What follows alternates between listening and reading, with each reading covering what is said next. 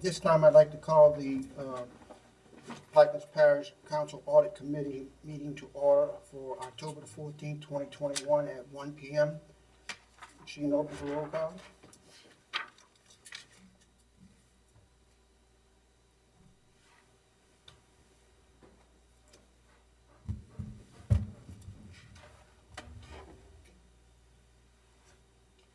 Let the record reflect that all members are present, and Mr. Duke is here representing the Audit Department as the internal auditor.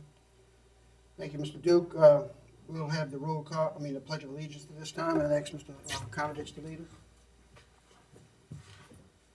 I pledge allegiance to the flag of the United States of America, and to the republic for which it stands, one nation, under God, indivisible, with liberty and justice for all. Thank you. We'll move on to new business, item number 2. 2A, review of the Council on Aging Internal Audit Report. On September 15th, I completed an internal audit report on the COA, the Council on Aging, project number 2021-12. Let us turn to page 5 of the report. Internal audit conclusions. The internal auditor's overall conclusions: it appears that there is a high risk of an unwarranted event happening to Plaquemines Parish government because of a lack of PPG internal controls in place over this funding. The auditor noted the following internal control deficiencies. The auditor found no evidence that PPG management has put in place monitoring controls. There's no evidence that the Parish Council has put in place policy guidelines, such as ordinances and resolutions over this funding. The auditor found no evidence that the parish has put in place a CEA or contract over this funding. The auditor found that good internal controls in place over the COA funding. COA funding for the years 2018 through 2020 in the amount of $200,000 per year is safeguarded and deposited into the COA operating account. COA policies and procedures are in place. COA finances are audited by the GOEA, the Governor's Office of Elderly Affairs. COA financial statements are audited by the CPA firm of Kushner and LaGrange each year. The CPA firm of Kushner and LaGrange did not find any internal control deficiencies during their yearly external audits. Internal audit observations. Internal controls over COA funding. As stated above, the auditor found no evidence of PPG internal controls in place over this funding. Auditor recommendations to improve internal controls over COA funding and to create a clearer audit trail. PPG management should consider implementing the following recommendations. The Parish Council should enact parish ordinances to establish policies over this funding. The parish should consider putting in place a CEA agreement or contract over the funding. PPG COA funding could be on a cost reimbursement basis. PPG funding, the deposits and expenditures could be put into a separate COA bank account. The monthly bank statement of this account should be sent to the Director of Administration, Internal Audits, and the Parish Council. The Kushner and LaGrange CPA firm's annual report should also be sent to the Director of Administration, Internal Audits, and the Parish Council. Management response. Mr. Lewis has one concern on my comments. The comment is, it appears that there is a high risk of an unwarranted event happening to Plaquemines Parish government because of a lack of internal controls over this funding. He also states, I am not sure of the meaning of this comment, so please explain. He does not know of any potential risks of unwarranted events happening to the COA. To my knowledge, no such event has occurred. The COA will furnish to PPG all documents as requested. The auditor sent an email to Mr. Lewis on 8/16/21 stating, "Dear Mr. Lewis, I do understand your concerns. My conclusion in this report was not based upon a review of your internal control system. It was based on a lack of internal controls that PPG has over this funding, such as monitoring procedures, contracts and agreements, and regulations. In my opinion, and to reduce the possibility and threat of fraud, waste, and abuse of public funding, PPG should have a strong internal control system in place. PPG should have the following internal control policies and procedures in place. Monitoring procedures should be in place. A review of all expenditures. A contract or CEA should be in place that outlines how the public funding should be used and spent. Ordinance should be enacted that clearly explain the council's intentions regarding how the public funds are used. Management response. Mr. Duke, after conferring with Finance Department and Mr. David Lewis and the Parish Legal Department, administration will take the following steps to ensure a more efficient oversight of the funds distributed to the COA.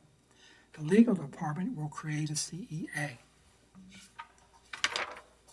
The Finance Department will issue a one-time payment to the COA, and the COA agrees to send quarterly reports. Mr. Lewis also has suggested depositing funds into the current payroll account. COA annual payroll amounts to $265,500 per year. That concludes the review of the COA internal audit report. If you have any questions, I'll be happy to try to answer them before going forward. Mr. Duke, thank you for the work, and Mr. Lewis for your cooperation, and also to the administration for responding and willing to solve some of these problems. Yes, sir. I'm sure Mr. Lewis understands that your effort was to test the controls that the government has when it issues checks and not how he spends the funding. He's audited by, as you stated, another entity for the state, which is responsible for finding and reviewing how he spends the money. Yes, sir. But the purpose of the CEA, from what I understand, will allow us to both understand how he will spend the money in the future when we issue the check to him. Right. So the administration and the legal department's position of understanding the CEA requirement, because of it being a completely separate governing body, it will be solving most of the problem. And having seen the Council on Aging for many, many years, I know that they intend to do a good job with our seniors, and they do a good job. But I'm glad that we come to this, because it's important that we tighten up the controls, and the administration agrees. So, Yes, they do. Yeah. any other questions or comments from the table? Mr. Newberry? Yes, thank you. So my question was, how do we come to the conclusion of giving them the $200,000 on a yearly basis? So I'm assuming that was saying this is what we need to continue to fund our operations or payroll or capital. And I like this report. I think you did a very good job, Mr. Duke. And also, I was hoping that someone from administration would be here to have a conversation with, because I'd like to see our administration sit down with these entities that we fund on a yearly basis and look to see if they have a surplus or debt, so those things are important. It's easy to write a check, and as this evidently, Council on Aging is very structured. I talked to Mr. David Lewis pretty much on a yearly basis, and it's really a good program. But you're correct. I think we need to, before we issue funds, it's something that the administration needs to look at. And if there is a surplus, what is Mr. Lewis planning on doing with that surplus? And if so if those $200,000 is too much, maybe it needs to be decreased because we are in a financial situation. So, I mean, it's just conversations that administration needs to have with Mr. Lewis, and I would like to have had someone here to represent our administration, have that talk with Council on Aging, but I agree with everything you said. thank you. Any further comments? Item B, update of the 2022 annual audit plan. The schedule of audit priorities are for the year 2022. PPG surplus audit, in which we're working on now. Hopefully we'll have that out shortly. PPG contracts active, port contracts active, flood control, mosquito control, information technology, drainage, solid waste disposal, libraries, and judicial court reporter. All 10 of those hopefully will get finished in the year 2020. I'm looking to try to do that, and maybe we can even add a couple. We'll have to wait and see how it goes. Mr. Duke, I think I asked you this previously, the amount of audits that we have completed since you've been here, the number, what process, We've completed 30 audits so far. 30? The past 4 years that I've been here. September, I think, 27th of 2017 through September 22nd of this year was my 4th year. So we're going on a little bit over 4 years. And we've got 30 audits done, 31. which roughly figures to be about 7.5 audits per month. I know per year. Good.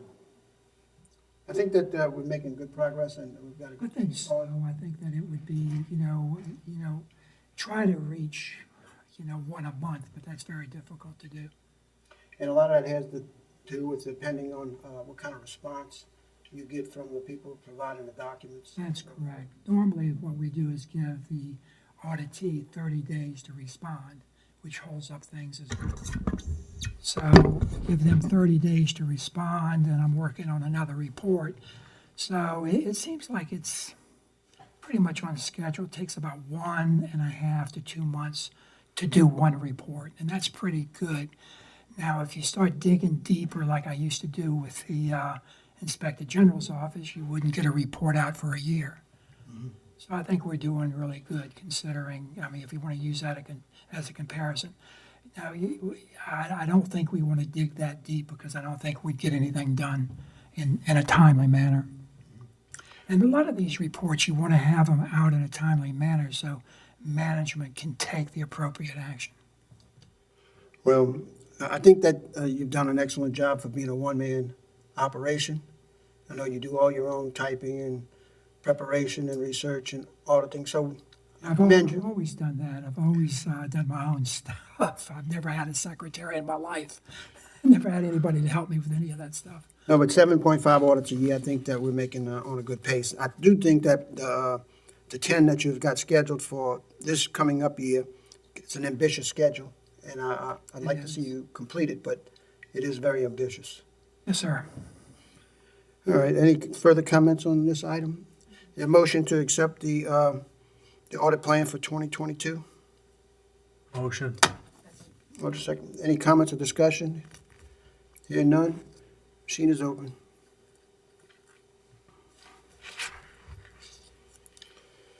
Okay, the audit plan for 2022 is adopted. We move to item next, C. Item C, update on the PPG surplus property audit. As I stated earlier, I'm working on the surplus audit and kind of digging into it maybe deeper than I should, but there's a lot of surplus property out there. So we'll see how it goes. Hopefully, I'll have that report finished or a draft report in November or December. We'll have to wait and see how it goes. Okay, you having cooperation with all entities? Yes, sir. Very good cooperation from management. Good. Glad to hear that. Anything, want to make a comment or ask questions about item C? All right, yeah. When are we looking to complete that? The surplus audit, I'm hoping, gosh, I don't know, it's probably going to be November. It looks like I'm going to start trying to speed it up, but it could be the early part of December. We'll just have to see how it goes.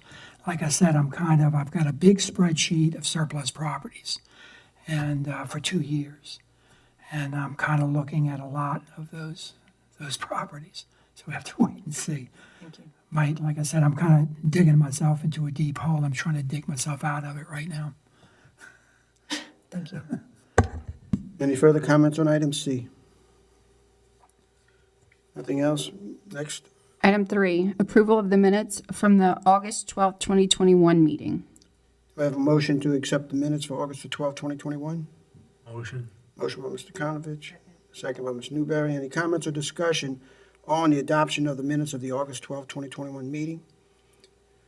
No one? Machine is open.